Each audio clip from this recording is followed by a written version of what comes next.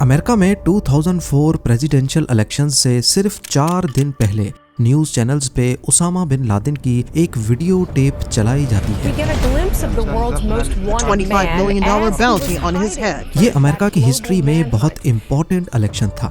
Election کے امیدوار George Bush اور جان کیری دونوں ہی یہ وعدے کر کے اپنی الیکشن کیمپین چلا رہے تھے کہ سرکار میں آتے ہی اسامہ بن لادن سے 9/11 اٹیکس کا بدلہ لیں گے۔ الجزیرہ پر چلائی جانے والی اس ویڈیو ٹیپ میں اسامہ بن لادن کو کافی صحت مند حالت میں دیکھا جا سکتا تھا، جو 9/11 اٹیکس کی ذمہ داری پہلے سے زیادہ ڈائریکٹ انداز میں قبول کر رہا تھا۔ اس ویڈیو ریکارڈنگ کا مقصد پوری دنیا، خاص طور پر امریکہ کو یہ دکھانا تھا کہ دنیا کا موسٹ وانٹڈ آدمی کہیں نہ کہیں اپنے آپ کو بالکل سیف محسوس کر رہا ہے۔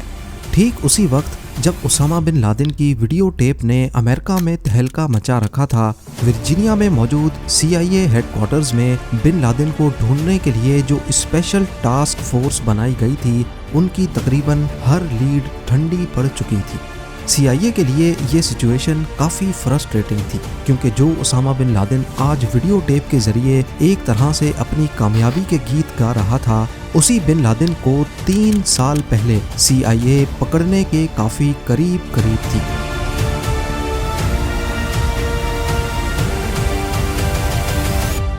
زیم ٹی وی کی ویڈیوز میں ایک بار پھر سے خوش آمدید۔ ناظرین، 9/11 سانحے کے اگلے ہی مہینے امریکہ نے افغانستان پر قبضہ کر کے القاعدہ کے فائٹرز کو ملک کے ایسٹرن پارٹ میں دھکیل دیا۔ یہاں القاعدہ کے جنگجوؤں نے خود کو ٹورا بورا کی غاروں کے اندر مورچہ بند کر دیا، اور CIA کا خیال تھا کہ اسامہ بن لادن بھی یہیں پر ہے۔ لوکل افغانیوں کے ساتھ مل کر امریکن آرمی نے ٹورا بورا میں القاعدہ کے خلاف خوب جنگ لڑی، لیکن جب ان کو کوئی کامیابی نہیں ملی تو ہیوی ایئر اسٹرائکس کا فیصلہ کیا گیا۔ پر جب تک امریکن آرمی یہ جنگ جیتتی، بن لادن یہاں سے بھاگ چکا تھا۔ لڑائی ختم ہونے کے بعد صرف 20 لوگ ہی پکڑے گئے، اور CIA اسامہ بن لادن کو پکڑنے کا پہلا سنہرا موقع گوا بیٹھی۔ پر CIA کو یہ معلوم نہیں تھا کہ یہاں سے پکڑے جانے والے 20 میں سے ایک آدمی ایسا ہے جو بن لادن کو ڈھونڈنے کے لیے ان کا راستہ کھول دے گا۔ یہ محمد القحطانی تھا، جو پکڑے جانے سے پہلے CIA کے لیے بالکل نیا نام تھا۔ اس نے خود ہی القاعدہ سے کنیکشن کی تردید کی اور کہا کہ وہ افغانستان میں فیلکن کے شکار کے لیے آیا ہے، لیکن CIA نے جب اس کی فنگر پرنٹ ریکارڈ کی تو وہ ان کے سسٹم میں میچ کر گئی۔ 9/11 سانحے سے صرف چند ہفتے پہلے ایک شخص نے اورلانڈو انٹرنیشنل ایئرپورٹ پر یونائٹڈ اسٹیٹس میں انٹر ہونے کی کوشش کی تھی۔ اس کے پاس $2800 کیش اور 1 وے ٹکٹ تھا۔ کسٹمز ایجنٹ نے اس شخص کو شک کی بنا پر USA میں انٹر ہونے کی پرمیشن نہیں دی، اور اس کو وہیں سے واپس بھیج دیا گیا۔ یہ شخص کوئی اور نہیں بلکہ ٹورا بورا کی غاروں سے پکڑا جانے والا القحطانی تھا، جس کی فنگر پرنٹ CIA کے سسٹم میں پہلے سے ریکارڈڈ تھی۔ محمد القحطانی کا القاعدہ کے ساتھ کنیکشن جوڑنے کے لیے CIA کے پاس ایک اور وجہ بھی تھی۔ ٹھیک اسی دن اور اسی وقت جب اس نے USA میں انٹر ہونے کی کوشش کی تھی، اورلانڈو ایئرپورٹ کے فون بوتھ سے UAE میں موجود القاعدہ کے ٹیلی فون نمبر پر ایک کال کی گئی تھی۔ کیونکہ القحطانی اس وقت ایئرپورٹ پر ہی تھا، اسی وجہ سے CIA کو شک ہے کہ یہ فون کال کسی ایسے شخص نے کی تھی جو اس وقت القحطانی کو ریسیو کرنے آیا تھا، یعنی کہ اس کا ساتھی۔ فون کال کے علاوہ FBI کو اسی دن اورلانڈو ایئرپورٹ کی پارکنگ میں ایک لاوارث گاڑی بھی کھڑی ہوئی ملی۔ یہ گاڑی محمد عطا نے رینٹ پہ لی تھی، وہی محمد عطا جس نے 9/11 اٹیک میں امریکن ایئر لائنز فلائٹ 11 کو ورلڈ ٹریڈ سینٹر کے ناردرن ٹاور سے ٹکرایا تھا۔ ان سارے واقعات کا محمد القحطانی کے ساتھ کوئی نہ کوئی کنیکشن تو ضرور تھا۔ انویسٹیگیشن ٹیم نے یہ نتیجہ نکالا کہ القحطانی کو بھی 9/11 اٹیکس میں حصہ لے کر یونائٹڈ ایئر لائنز فلائٹ 93 کو ہائی جیک کرنا تھا۔ وہ فلائٹ جو 9/11 میں اپنا مقصد پورا نہیں کر پائی اور پینسلوینیا میں اس وقت کریش کر گئی جب پیسنجرز جہاز پر دوبارہ کنٹرول پانے کی کوشش کر رہے تھے۔ اس ساری جانچ پڑتال اور کڑیوں سے کڑیاں ملانے کے بعد محمد القحطانی سے ایک بار پھر سے انٹروگیشن کی گئی اور اب کی بار اس نے اپنا القاعدہ کے ساتھ کنیکشن ظاہر کر ہی دیا۔ 3 مہینوں کے بعد مارچ 2002 میں ابو زبیدہ نامی القاعدہ کا ایک اور ممبر پکڑا گیا جو گروپ کو مختلف سامان پہنچانے کا کام کرتا تھا۔ اس نے CIA کو خالد شیخ محمد کو پکڑوانے میں مدد کی اور 1 سال بعد اس کو بھی پکڑ لیا گیا۔ خالد شیخ محمد القاعدہ کا کمانڈر تھا جس نے 9/11 اٹیکس پلان کیے تھے۔ محمد القحطانی نے CIA کو بتایا کہ 9/11 اٹیک سے صرف 2 مہینے پہلے جولائی 2001 میں خالد شیخ محمد نے اس کو ایک ایسے شخص سے انٹروڈیوس کروایا جو اس وقت CIA کے لیے ایک نیا نام تھا، ابو احمد الکویتی، جس نے قحطانی کو ٹریننگ دی تھی۔ یہ ساری انفارمیشن CIA کو القاعدہ کا اسٹرکچر سمجھنے میں مدد تو کر رہی تھی، پر اسامہ بن لادن تک پہنچنے کے لیے کافی نہیں تھی۔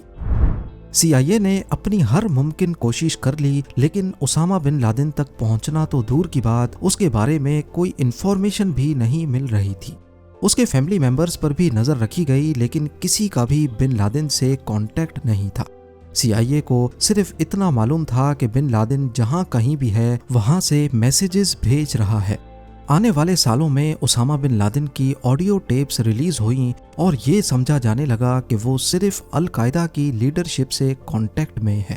اب CIA کی حکمت عملی، ان کی اسٹریٹجی القاعدہ کے کوریئر نیٹ ورک کو تلاش کرنا تھی، لوگوں کا وہ نیٹ ورک جو اسامہ بن لادن سے پیغامات لے کر اس کو القاعدہ کے دوسرے لیڈرز تک پہنچاتے ہیں۔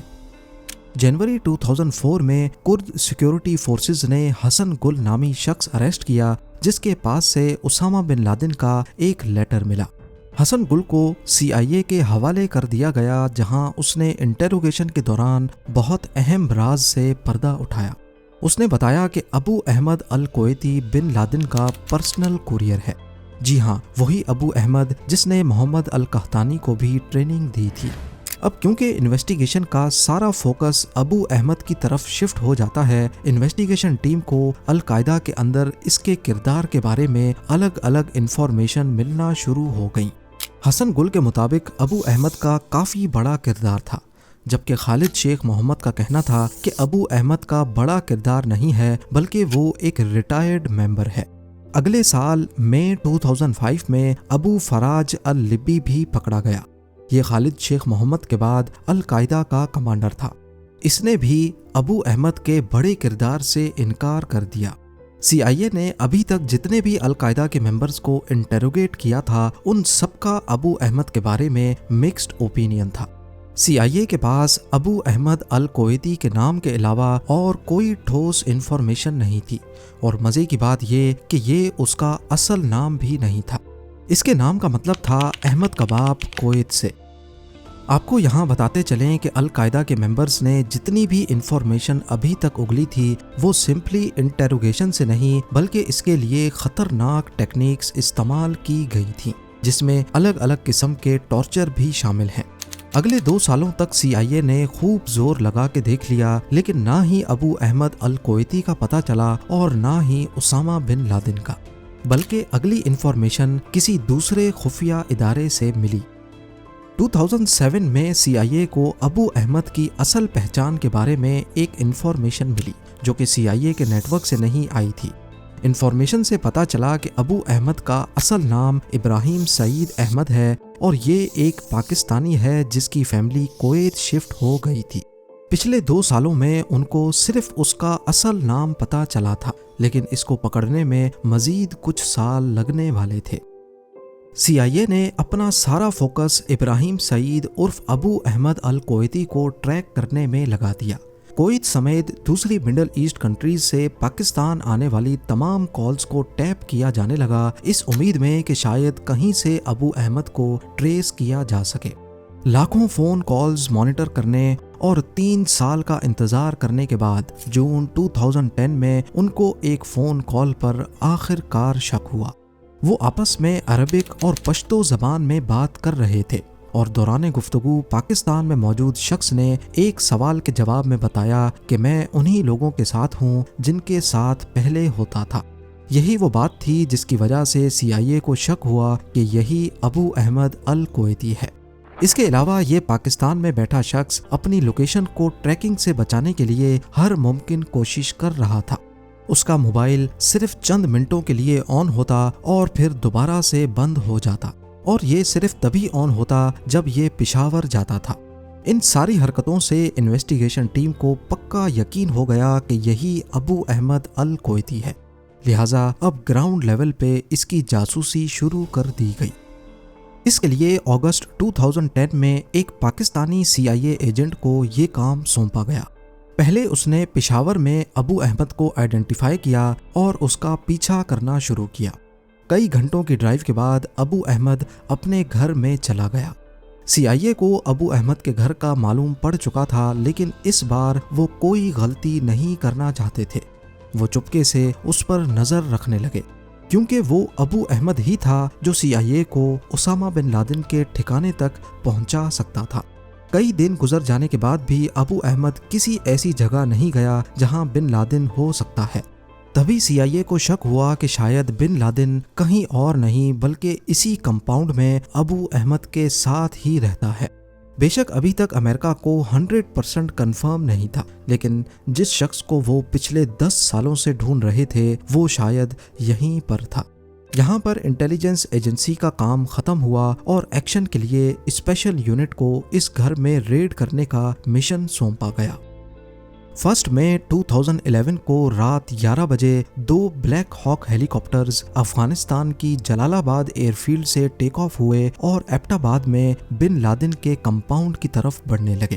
یہ مشن اپنے طور پہ کافی کمپلیکیٹڈ تھا، کیونکہ ایک تو امریکہ نے اس کے بارے میں پاکستان کو بھی نہیں بتایا تھا، اور دوسرا یہ کہ بن لادن کا کمپاؤنڈ پاکستانی ملٹری اکیڈمی سے کافی قریب تھا۔ اسی وجہ سے اس مشن میں جو ہیلی کاپٹرز استعمال کیے گئے ان کے اندر سیکرٹ اسٹیلتھ ٹیکنالوجی لگی تھی، یعنی وہ پاکستانی ریڈارز پر شو نہیں ہوں گے۔ یہ آپریشن 40 منٹوں کے لیے پلان کیا گیا تھا، لیکن نیوی سیلز نے پہلے 15 منٹوں میں ہی اسامہ بن لادن کو بلڈنگ کے 3rd فلور پہ ڈھونڈ کر مار دیا۔ باقی وقت ان کو بن لادن کے گارڈ سے لڑنے میں لگ گئے اور پورے 38 منٹوں کے بعد وہ کمپاؤنڈ سے باہر آ گئے۔ آتے وقت ایک ہیلی کاپٹر کی ایمرجنسی لینڈنگ ہوئی تھی، جس کی وجہ سے وہ ٹیک آف نہیں کر پا رہا تھا۔ اسی وجہ سے پہلے اس ہیلی کو ڈسٹروائے کیا گیا اور اسامہ بن لادن کی باڈی سمیت سب کو ایک ہی ہیلی کاپٹر میں واپس جانا پڑا۔ US آفیشلز کے مطابق اسامہ بن لادن کی باڈی کو اگلے 24 گھنٹوں کے اندر اندر سعودی عرب کی پرمیشن کے ساتھ عریبین سی میں بہا دیا گیا۔ امید ہے زیم ٹی وی کی یہ ویڈیو بھی آپ لوگ بھرپور لائک اور شیئر کریں گے۔ آپ لوگوں کے پیار بھرے کامنٹس کا بے حد شکریہ۔ ملتے ہیں اگلی شاندار ویڈیو میں۔